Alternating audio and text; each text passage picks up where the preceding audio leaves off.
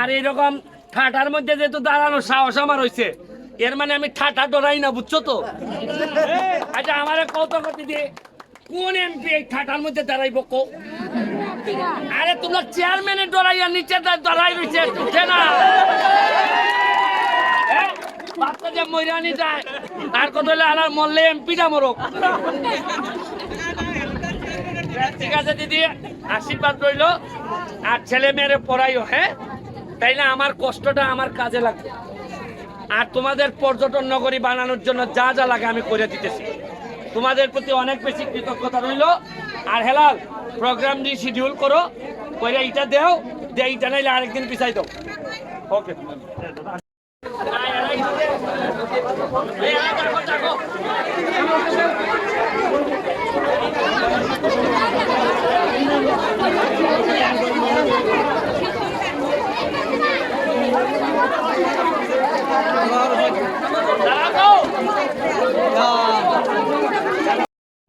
এরা কেমনে কেমনে উন্নালা যে এদি বড় মাঠে এরপরে এরে বেলে ফাটনার বানাইলা পরের সপ্তাহ অত বালু যায় না, এটা সামান্য।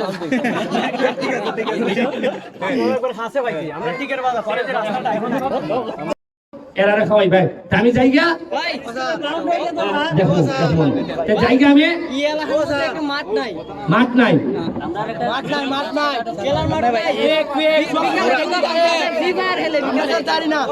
একটা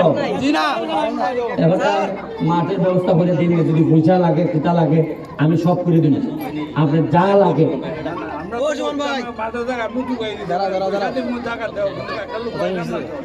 জায়গা আছে তো বইয়া নাই, জায়গা আছে তো বইয়া নাই।